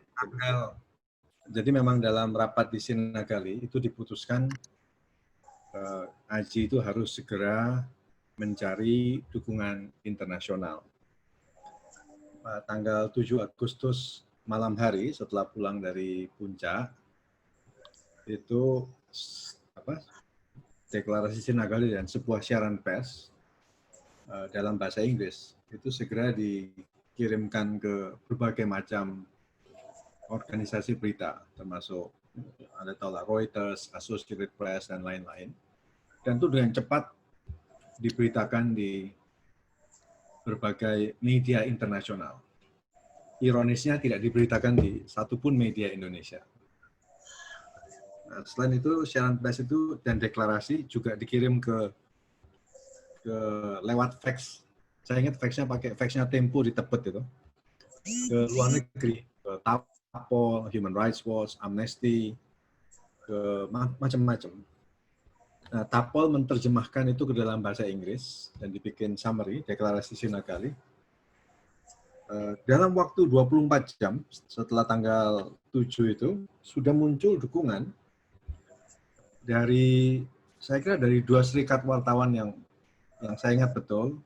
Satu dari Belanda, NUJ namanya, dan satu lagi MEAA, Media Entertainment and Art Alliance. Ini organisasi pekerja seni.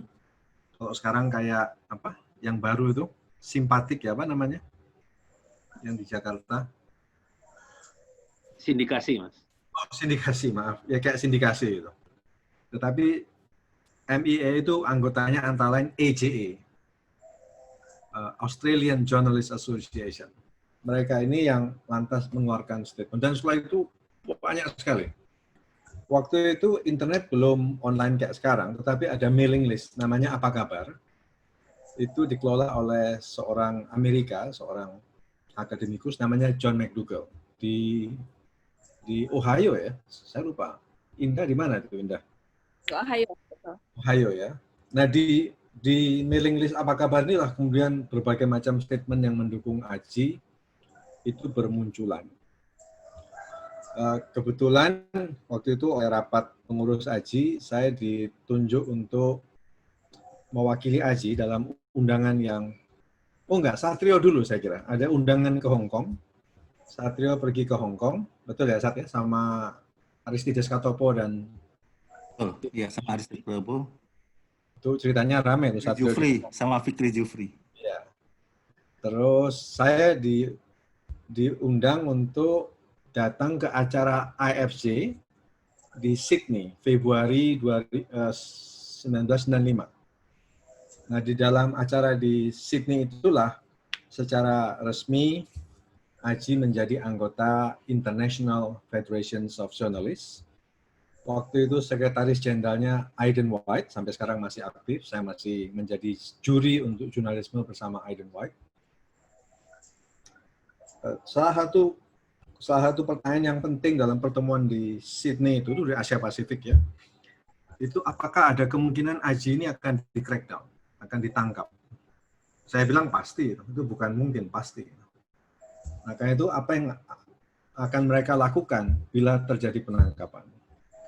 Nah, Aidan White usul, bila begitu ada penangkapan, kita akan segera kirim delegasi ke Jakarta. Nah, betul ketika Ahmad Taufik dan kawan-kawan ditangkap, dalam hitungan seminggu nggak salah, itu datang delegasi AFC, saya ingat dari Malaysia 1, dari Australia 1, Korea Selatan 1, Belanda 1, Aidan White dari Brussels juga datang. Satu lagi siapa ya? Marcel, satu ingat ya? Indah, siapa yang datangnya? 6 orang tau. Saya nggak ingat. Yang saya ingat ya Aidan White aja, karena saya nganterin Aidan White ke beberapa media nggak salah. Ya. Jadi itu yang dilakukan oleh Solidaritas Internasional. Jadi begitu ditangkap, mereka datang ke Polda Metro Jaya untuk menengok Taufik dan kawan-kawan. Waktu itu polisi mencari Santoso sebagai sekretaris jenderalnya Aji. Nah, mereka tahu Santoso kemungkinan besar akan bertemu dengan delegasi AFC. Jadi delegasi itu dikuntit terus, selain buat memata-matai delegasi internasional, saya kira mereka juga mencari Santoso. Dan Santoso hampir ketangkep di Kemang. Waktu itu ada acara makan malam. Tuan rumahnya orang Amerika, dia dari AFL-CIO yang punya cabang di Jakarta. Karena betul, di situ Santoso mau ditangkap. Tapi untung Santoso bisa mengelak, dan setelah itu kami larikan ke Bangkok ya. Tapi dia pulang pergi karena soal visa 3 bulan, jadi 3 bulan dia lari ke Malaysia, 3 bulan di Malaysia lari ke Bangkok, sambil mengedit majalah independen dari Bangkok dan Malaysia. Ya. Ya, terima kasih Mas Andreas ceritanya. Ada pertanyaan. Ayo, bisa nggak saya tambahkan yang soal dukungan ini? Selain internasional juga yang lokal. Oke, sekalian Marcel, pertanyaan si Ainul Rafiq itu bagaimana Aji bisa bertahan tuh dari 94 sampai 98 tuh, terutama di Jogja, itu gimana bisa bertahan di bawah tekanan Orde Baru? Silakan Marcel. Gini, dari internasional seperti tadi Bang Andreas sudah ceritakan tadi, tapi saya lihat itu dari sisi lokal, dukungan itu justru sangat kuat dan luar biasa, terutama misalnya pengalaman saya di Jogja dan Jawa Tengah. Justru dari para mahasiswa, saya masih ingat Bung Bayu ini kan dulu masih mahasiswa kroco gitu ya. Jadi yang justru berada di garis depan untuk menyebarkan independen. Nggak ada wartawan yang menyebarkan independen, tapi orang seperti Bayu, saya masih ingat Bayu, ada Wisnu. Jadi Independen itu setelah teman-teman produksi di Jakarta dikirim melalui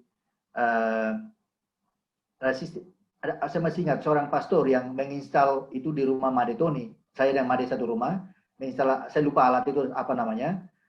Lalu independen dikirim ke situ, lalu dari situlah kita download, lalu di print, lalu disebarkan. Nah, orang seperti Bayu ini masih mahasiswa Kroco ketika itu, dengan Wisnu, saya masih ingat ada beberapa lagi mahasiswa, saya sudah lupa, maaf, sudah lama sekali ya.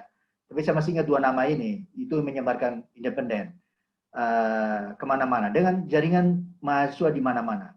Ada seniman-seniman seperti Dadang Kristanto, orang yang luar biasa selalu berada di depan. Ada pastor-pastor, ulama-ulama. Bahkan untuk Kongres Aji setelah Sirnagali, itu kan diadakan di Wisma Realino. Itu bekas asrama mahasiswa yang diasuh oleh pastor-pastor Yesuit. Saya masih ingat waktu itu Romo Budi Susanto. Dia kayaknya nggak terlalu mikir resiko, dia bilang kalau mau, oke, pakai tempat ini. Dia ada yang Made Tony, jadi mereka menyediakan tempat itu untuk bikin Kongres Aji di sana.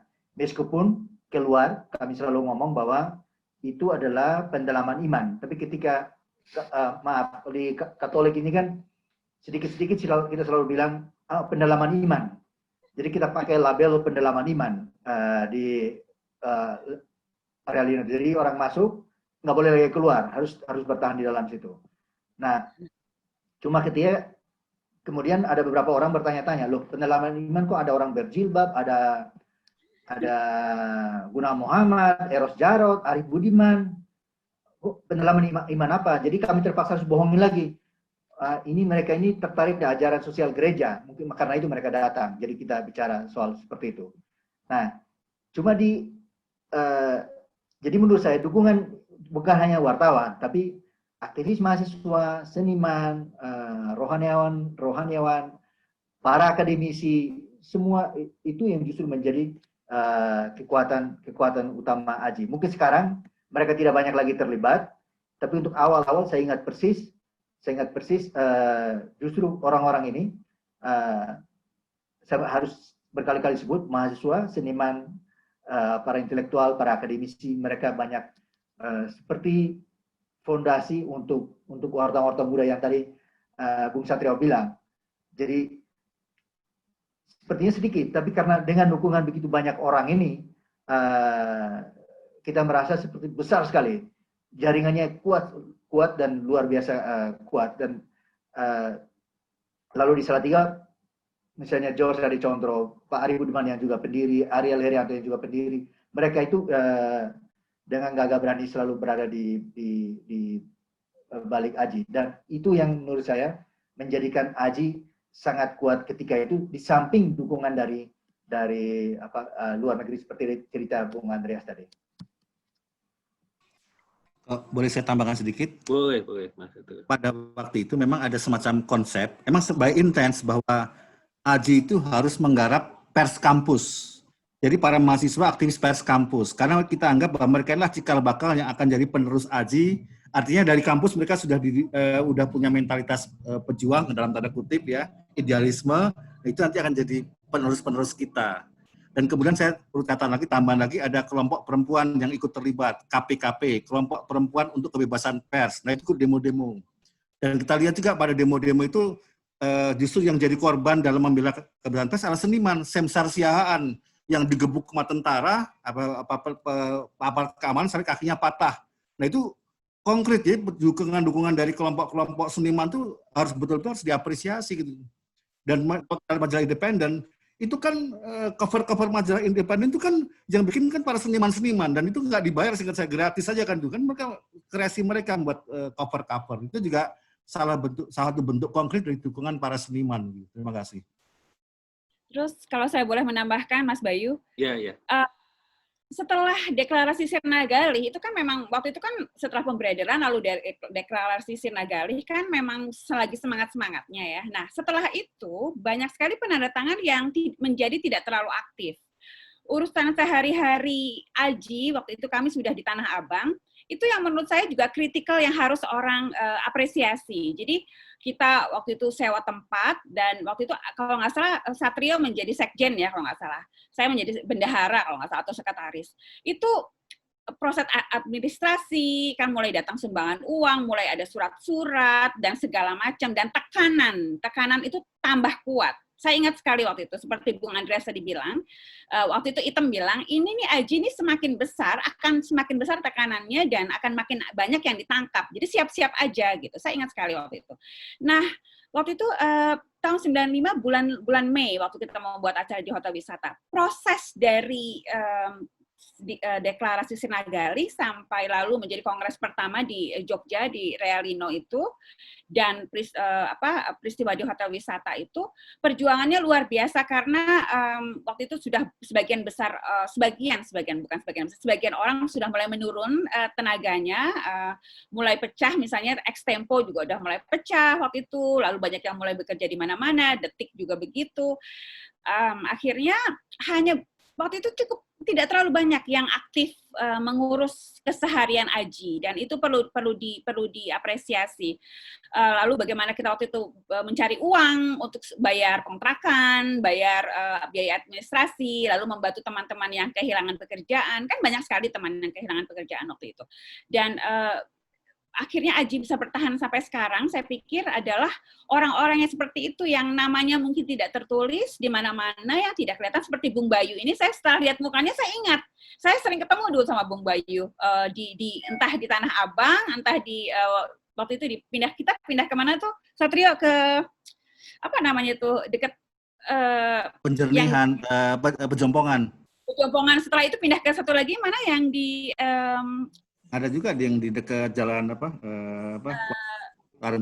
ya, Mampang. Ya, Mampang. Nah, itu kita pindah, lari-lari dari satu tempat ke tempat lain, itu banyak mahasiswa yang membantu seperti Bung Bayu ini. Lalu kalau tidak ada dukungan seperti itu, tidak ada support seperti itu, tidak mungkin Aji bisa berjalan rutin ya. Mungkin akan menjadi gerakan yang putus sampai di situ. Tetapi orang-orang yang Satrio saya ingat menjadi sekjen, lalu Santoso, lalu Imran Hasibuan dan lain-lain, itu yang menurut saya, lalu Lukas juga ya, Andreas, itu orang-orang yang saya pikir perlu dicatat dalam sejarah, walaupun sudah tercatat yang ya. Dan seperti kita kembali ke diskusi ini, banyak sekali orang yang tidak tercatat dalam sejarah yang merupakan orang-orang yang berjasa untuk Aji, itu yang perlu kita ingat. Ya, terima kasih Mbak Indah. Saya melihat ada beberapa teman tadi di Manado cerita bagaimana dapat independen. Ini mungkin usianya muda ya waktu itu. Atau Iwan di Palu bisa cerita gimana Aji waktu itu di bawah Orde Baru ya. Agus mau cerita atau Bung Ocep? Waktu itu mungkin masih mahasiswa. Tapi gimana waktu itu di daerah masing-masing? Mungkin satu bisa cerita. Bung Iwan di Palu. Ya, dikit aja ya. Ya, silakan. Bung Iwan ini di Kota Palu nih, silakan. Ya, halo semuanya. Maaf nih. Saya cerita dikit, memang waktu itu cuma 94 ya, saya baru masuk kuliah, tapi udah bergaul dengan beberapa senior-senior di kampus yang memang juga sudah aktif di organisasi kemahasiswaan. Saya ingat betul waktu ketika itu masih baru kelar kuliah, baru masuk kuliah, terus ketemu dengan mereka di senat mahasiswa. Terus kalau dapetin independen itu kan dari dikirim lewat kapal laut. Kita dapatnya dari kapal laut, dikirim lewat jaringan teman-teman mahasiswa. Terus saya jadi tukang jual lah gitu kan, karena harganya berbeda-beda gitu kan. Kalau umpamanya di dosen yang juga pro sama mahasiswa gitu yang lebih progresif, harganya bisa 25.000 gitu, 25.000 sampai 30.000. Tapi kan kalau umpamanya orang yang di luar kampus yang juga mendukung mahasiswa gitu kan, harganya bisa sampai 30.000, atau biasanya kan beli satu kita dikasih duit 50.000 buat beli rokok atau lain-lainnya. Jadi setiap saat seperti itu. Memang di kampus ketika itu juga sering dimasuki oleh intelijen lah. Tapi saya ingat betul beberapa kali ya, beberapa terbitan kan atau misalnya ikut dikirim independen ini dengan buku-buku di kardus, terus dikirim via kapal laut, terus ngambilnya di pelabuhan, akhirnya bisa sampai ke kampus ya, kita yang menjualnya. Jadi harganya fluktuatif gitu kan, melihat siapa yang membeli. Jadi ketika membeli majalah independen itu ya harganya jadi beda-beda. Kalau mahasiswa bisa 5.000, pokoknya tidak bisa gratis lah pokoknya. Jadi harusnya harganya beda-beda. Mungkin gitu Mas Bayu. Yang saya masih ingatnya seperti itu. Karena waktu itu tahun saya pertama kali jadi anggota aja sekitar tahun 2000. Seperti itu, ketemu dengan teman-teman juga yang rata-rata dari aktivis mahasiswa lah. Makasih. Ya. Artinya gaungnya sampai ke Palu dan tadi juga ada cerita dari Agus sampai Manado ya, karena ada independen. Itulah yang menyatukan gitu ya. Teman-teman mungkin kalau saya ingin lompat ini ya, jadi mungkin kita bisa panjang nih sampai besok pagi gitu kalau mau cerita. Tetapi saya ingin tanya ke para teman-teman senior ini, kemudian saya mau minta sedikit komentarnya terhadap kondisi media atau pers sekarang itu apa ini, gimana? Atau beberapa teman senior sudah tidak lagi di media, beberapa masih, jadi mungkin bisa kasih apa nih masukan terhadap perkembangan pers kita. Silakan, siapa dulu mau menyampaikan? Mas Adi dulu. Mas Adi mau gimana lihat media kita sekarang nih, Mas? Kritik boleh, silakan. Saya? Ya, silakan Mas Adi. Ya, saya cuma mau ngingetin aja bahwa dulu saya merasakan sangat semangat Aji kan memperjuangkan kebebasan pers dan juga kebebasan berserikat. Ini saya lihat teman-teman aktivis pers di daerah atau kadang-kadang di Jakarta itu mungkin lemah, mungkin juga berat untuk mendirikan serikat pekerja. Itu kalau nggak salah dulu semangat Aji gitu ya. Makanya waktu setelah berdiri Aji, saya mendirikan serikat pekerja di Antara tuh tahun 2001, walaupun saya dulu harus, tapi akhirnya bisa balik lagi. Itu mungkin semangat yang masih relevan, semangat Aji dulu relevan ke depan, karena aktivitas itu agak bisa terlindungi kalau ada kebebasan berserikat. Ya, alhamdulillah di Antara kita sudah bikin 3 kali PKB dan PKB 2 itu kita berhasil memasukkan itu kesepakatan bersama. Kalau wartawan mau dipecat atau karyawan pecat itu harus dapat izin dari serikat pekerja. Jadi di situ benar-benar aktivis pers sama karyawan media itu bisa terlindungi dengan serikat pekerja. Nah, ini yang juga mungkin agak suatu yang agak berbeda ya dengan di lain. Kalau di Malaysia yang saya lihat itu serikat pekerja pers itu terbagi 2. Jadi kalau yang wartawannya itu bersatu dengan wartawan, ada serikat wartawan. Jadi yang non wartawannya itu serikat pekerjanya berbeda, dia selalu nasional. Kalau di kita kan per perusahaan ya, itu kalau mungkin di beberapa negara juga yang wartawan serikatnya organisasinya hanya wartawan gitu loh, yang non wartawan.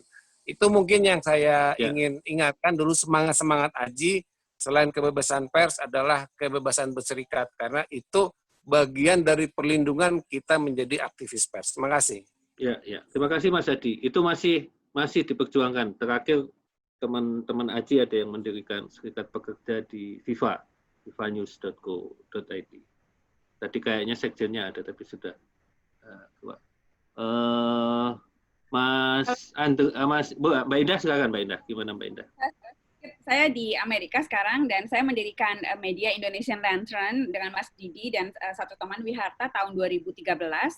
Di Amerika ya hanya seperti PT lah ya, kita buat PT lalu kita bayar pajak tiap tahun. Dan mendapatkan dana di sini sebetulnya tidak terlalu sulit karena di sini di Amerika bedanya adalah banyak individual yang bersedia memberikan donasi cukup besar gitu. Nah, saya melihat di Indonesia nih soal gaji wartawan, soal penghargaan terhadap wartawan sepertinya masih kurang baik ya sekarang kalau saya dengar dari teman-teman, saya sudah hampir 20 tahun tidak di Indonesia. Dan soal amplop itu adalah perjuangannya Aji waktu itu. Kita anti amplop. PWI kan identik dengan amplop, Aji identik dengan anti amplop. Ketika Aji berdiri, masih ada beberapa anggota yang masih bingung gitu ya, amplop masih boleh lah kan sebagian gajinya terlalu kecil di daerah misalnya. Lalu itu menjadi diskusi yang sangat rutin di Aji. Terus setiap rapat selalu dibahas. Apakah amplop itu dibolehkan? Intinya dah tidak boleh gitu. Dan sampai sekarang saya berharap mudah-mudahan masih seperti itu ya. Walaupun saya lihat Aji dapat banyak donasi dari perusahaan rokok misalnya atau macam-macam gitu dari sponsor dan sekarang duitnya udah banyak banget saya dengar Aji kan.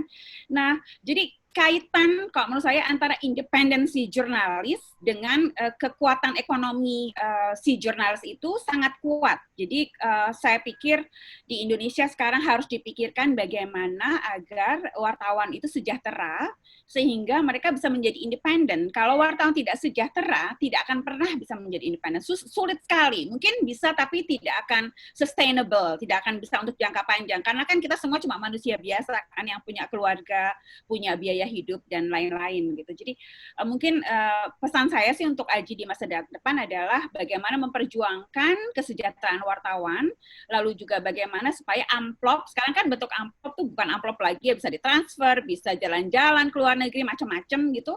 Bagaimana supaya itu tidak merusak independensi si wartawan gitu. Ya, terima kasih.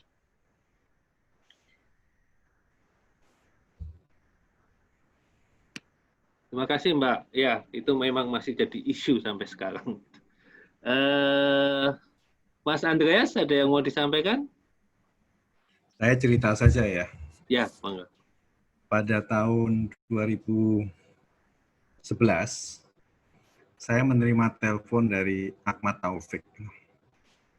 Dia bilang, apakah kamu bisa pergi ke Pasuruan untuk menulis, meneliti, dan meliput sebuah sekolah namanya YAPI, Yayasan Pendidikan Islam. Sekolah itu diserang oleh milisi-milisi Sunni, gitu. Dan anaknya jadi korban, jadi mata anaknya kena lempar batu. Saya tahu bahwa sekolah itu sekolah Syiah, tapi saya datang. Tapi yang tentu saya kemudian meliput. Tapi poin saya adalah, saya kenal dengan Taufik sejak mendirikan AJI, tapi saya tidak pernah tahu bahwa ketua pertama AJI itu seorang Syiah. Ketika saya membantu Santoso untuk lari ke Thailand, dia kan nggak bisa urus macam-macam karena harus sembunyi, jadi paspornya dia berikan ke saya. Nah, ketika saya lihat nama Santoso, namanya Ishak Santoso. Saya bilang, loh, kamu ini orang Kristen. Iya. Jadi poin saya adalah, kami itu nggak pernah mikirin itu semua.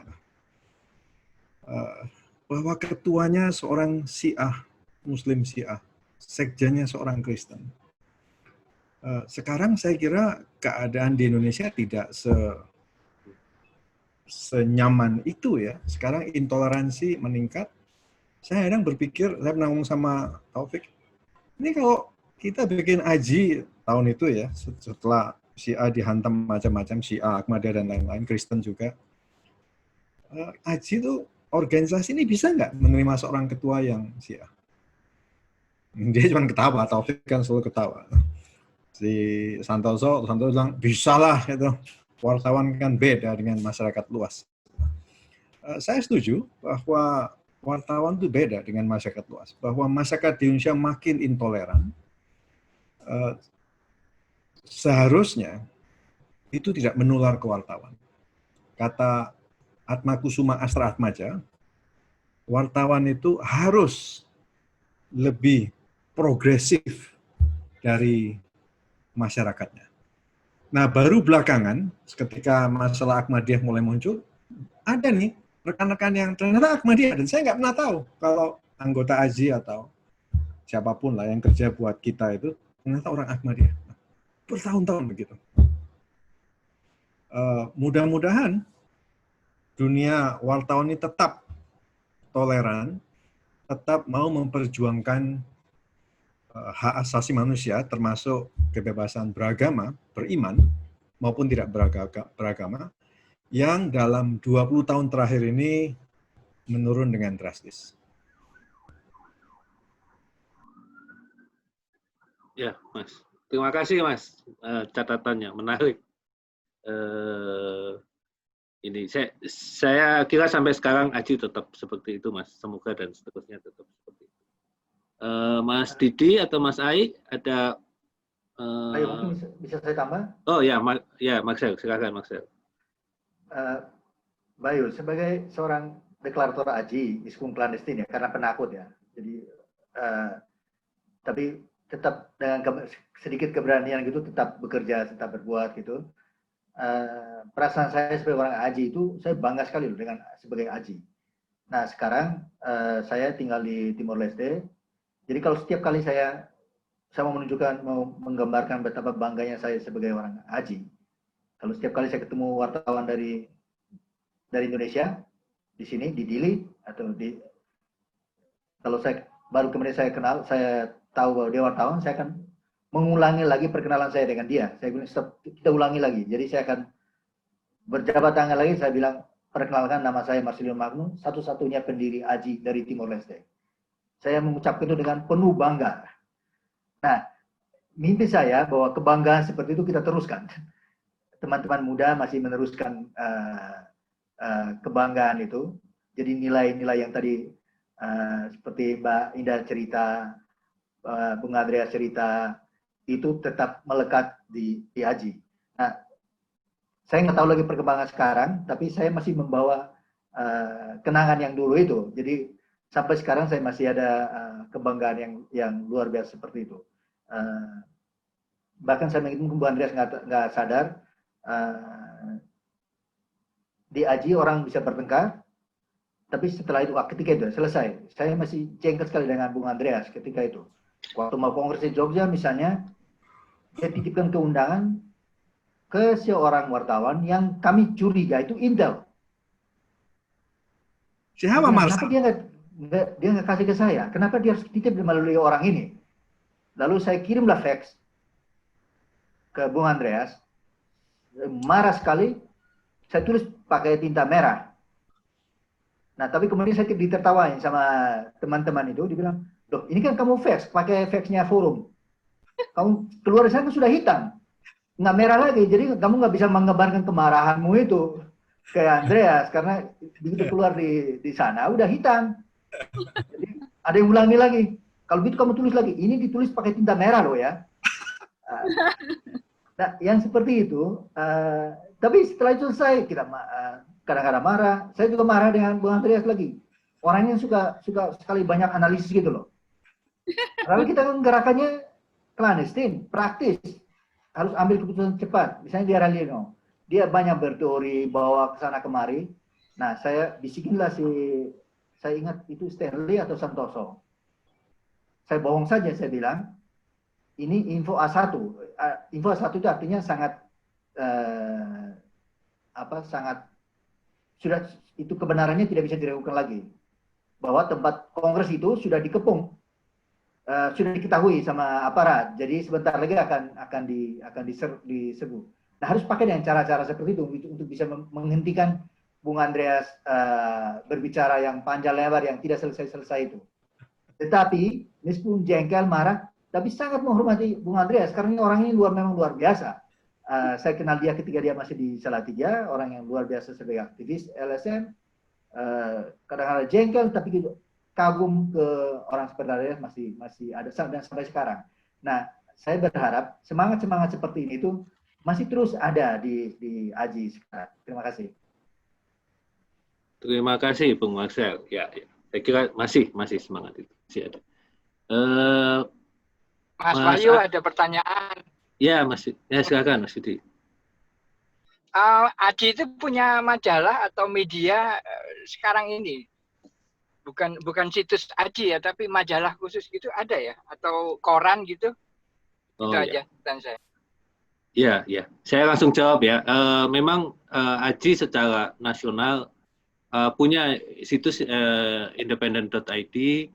Ya, kita melanjutkan nama itu, tapi ini juga menjadi payung atau menjadi tempat kerjasama beberapa media lokal di beberapa daerah gitu. Jadi kita mendorong teman-teman Aji daerah untuk bikin media lokal. Di sini ada beberapa, ada Bung Ocep di Yosep di Manado, Bung Agus di Manado juga, Bang Supardi di kota. Ya, ini beberapa punya media lokal dari Aceh sampai ke Papua. Kita sedang mendorong yang dikatakan tadi Mbak Indah bahwa supaya semangat Aji ini muncul dalam isu-isu lokal. Karena kan kita lihat kalau dulu TV sama itu selalu Jakarta sentris, maka perawanannya dengan media online dengan isu-isu lokal. Itu Mas Didi. Mungkin semoga menjawab. Terima kasih. Ya, masih. Mas Ai ada yang mau disampaikan? Ya. Saya sebetulnya mau tanya, Bayu lebih ingin tanya, apa yang Aji bisa lakukan? Sekarang ini kan media sepertinya tekanan SEO ya, Search Engine Optimization itu begitu tingginya begitu. Nah, apa yang Aji bisa lakukan lewat media sosial misalnya untuk menyampaikan pesan-pesan Aji yang dulu saya dukung gitu ya. Sekarang saya nggak begitu kenal Aji seperti apa. Terakhir kayaknya saya wawancara orang Aji di Sulawesi begitu. Tapi pertanyaan saya adalah itu begitu. Apa yang Aji lakukan menggunakan media format yang baru sekarang, media sosial, Insta, Facebook, Twitter. Sementara ada SEO ini nih yang tekanan supaya traffic tinggi dan sebagainya begitu tingginya begitu. Apa agendanya Aji bisa tetap tersampaikan? Ya Mas Aik, ini bisa panjang nih satu diskusi sendiri, tapi mungkin singkatnya saya menjawab begini. Memang logika SEO ini membuat kemudian ada clickbait dan sebagainya. Nah, tadi satu yang sudah disebutkan bahwa Aji dalam 2 periode kepengurusan ini mendorong munculnya media-media online lokal gitu ya, dengan strategi bisnis masing-masing gitu, entah mengandalkan iklan lokal atau mengandalkan donasi, ada beberapa yang melakukan itu, atau mengandalkan langganan. Jadi tapi ini belum sukses betul gitu ya media lokal ini. Itu satu gitu ya. Yang kedua soal yang sedang diupayakan dengan Dewan Pers itu mendorong seperti yang di negara-negara Eropa atau di yang Australia kalau nggak salah barusan, bahwa dibedakan harga atau tarif iklannya di Google itu antara media itu harus diperlakukan dengan akun-akun umumnya gitu. Jadi itu mungkin secara garis besar mungkin saya bisa jawab itu, tapi mungkin ada nanti sesi yang lain mungkin Mas Ai. Kita kan tanggal 7 ulang tahun ini ya, kami mau mengundang teman-teman senior, mungkin di sini ada ketua panitianya Mpok Oci, tapi sebelum ke Mpok Oci, Mas Satrio ada hal yang mau disampaikan nggak Mas Satrio? Saya rasa sih tantangan sekarang ini ya memang masalah teknologi. Jadi dengan perkembangan teknologi informasi segala macam ini, misalnya dengan artificial intelligence, yang katanya sudah ada aplikasi untuk menulis berita sendiri. Nah, itu kan ada menghilangkan peran wartawan dong. Kan bisa misalnya untuk format-format informasi yang sudah misalnya kayak naik turun harga saham, itu sudah ada aplikasinya untuk membuat berita sendiri tanpa wartawannya gitu, tanpa manusia terlibat, jadi mesin yang melakukan itu. Nah, itu kan ada problem etik kan. Kalau ada satu berita begitu, dampak ke segala macam, lalu yang siapa yang bertanggung jawab atas berita ini kan gitu kan, kok jadi masalah kan gitu kan. Kan mesin kan siapakah, apakah orang yang membuat aplikasi, orang yang meng-on-kan aplikasi, nah itu nggak, ini ada, itu salah satunya. Yang dampak lain juga ya karena kan sekarang sekarang dengan teknologi kan semua orang sudah bisa jadi wartawan sendiri. Bisa bikin akun sendiri, saya menjadi wartawan, reporter, merangkap pemilik, merangkap pencari iklan. Nah, terus bagaimana kan gitu kan. Dan sekarang udah begitu banyak sekali kayak begitu. Artinya, banyak perkembangan yang menyangkut teknologi yang membuat kayaknya Aji harus membuat satu ya antisipasi lah. Ini bagaimana nih ada problem itu dengan perkembangan teknologi yang saya sendiri nggak bisa mengikuti dengan ini. Mungkin teman Aji malah lebih tahu mengenai perkembangan teknologinya. Terima kasih. Ya, terima kasih Mas Satrio. Saya mengundang Mpok Oci, ini Ketua Panitia ulang tahun Aji, mungkin bisa cerita sedikit besok Jumat acaranya apa, Mpok Oci. Halo, selamat malam kakak-kakak semua. Terima kasih Mas Bayu, saya dengan Oci, Ketua Panitia untuk HUT ke-26 Aji. Kita memang akan menyelenggarakan secara online malam resepsinya hari Jumat jam 7 malam sampai jam 9. Tapi pagi kita akan ada dua diskusi webinar Zoom. Itu pertama dengan para senior pendiri. Para pendiri kita akan mengundang pendiri-pendiri Aji di diskusi awal sekitar jam 9 sampai jam 11. Jam 9 sampai jam 11. Kami mengundang senior-senior Aji pendiri terutama untuk bisa hadir di acara pertama. Nah, yang acara siang itu kami mengundang jurnalis anggota Aji dengan usia di bawah 30 tahun karena kami pengen Aji itu lebih terlihat muda lagi gitu sekarang. Tapi bagaimana mereka bisa tertarik dengan Aji, kenapa harapannya terhadap Aji ke depan. Itu ada 2 kegiatan. Kita juga akan 2 minggu sebelumnya kami mengadakan webinar series selama 6 kali. Jadi selama 6 hari berturut-turut kita mengadakan webinar series dan itu adalah rangkaian dari ulang tahun Aji ke-26 di masa pandemi saat ini. Nah, terima kasih juga Mas Bayu, saya sudah boleh menyampaikan sedikit informasi kepada senior Aji di sini. Terima kasih juga sudah menjadi dan mendirikan Aji sampai menjadi seperti ini. Saya ingin men-share juga undangan untuk yang ada di sini, undangan untuk malam resepsi. Apakah sudah bisa dilihat? Ya. Undangannya? Oke.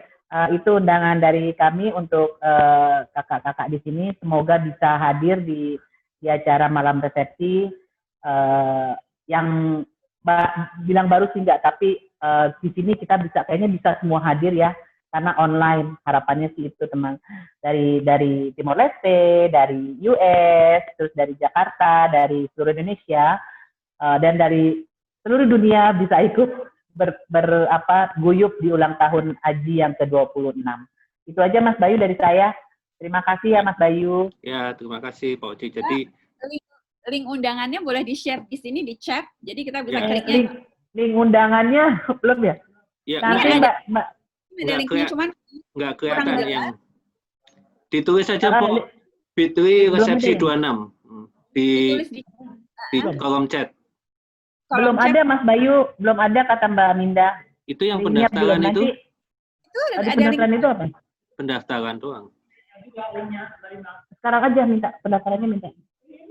Dia mau minta link biar langsung daftar gitu loh Mbak. Yang resepsi 26 itu? Sebentar, saya tulis dulu. Iya. Itu pendaftaran. Nanti kita ini sebentar Mas ya. Ya, aku agak ini.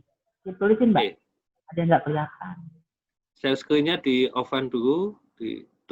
Caranya gimana ya Mas? Aku agak gaptek. Ya, oke. Wah, ini. Oke. Saya tulis di chat WA ya? Bukan, di chatnya sini loh, di kanan. Iya, sorry, di chat ini, di chat yang sebelah ya. Oke. Sebentar. Itu undangan dari sambil menunggu Pak Oci. Saya mau berterima kasih pada teman-teman yang sudah hadir di sini. Ada Mbak Indah, ada Mas Satrio, Bung Marcel, Mas Andreas, Mas Ai, Mas Didi, Mas Ai tadi sudah ini dulu izin dulu, lalu ada Mas Adi gitu ya, dan teman-teman yang lain, ada Bung Ocep, ada Bung Supardi, ada Marsal ya, dan sebagainya. Tentu kita harus berterima kasih kepada teman-teman yang dulu mendirikan AJI, termasuk yang tidak tertulis seperti dikatakan Mbak Indah tadi, tidak hanya wartawan, tetapi juga banyak teman-teman di luar jurnalis yang banyak mendukung kelangsungan hidup AJI. Ya, ini sudah muncul pendaftarannya di bit.ly resepsi 26. Silahkan, semoga nanti Jumat kita bisa bertemu kembali. Itu saja dari saya. Saya terima kasih kembali Mbak Indah yang pagi-pagi bangun, Marcel yang sudah mau tidur dan sebagainya. Terima kasih. Selamat malam, selamat istirahat, selamat pagi, selamat beraktivitas semuanya. Sampai ketemu.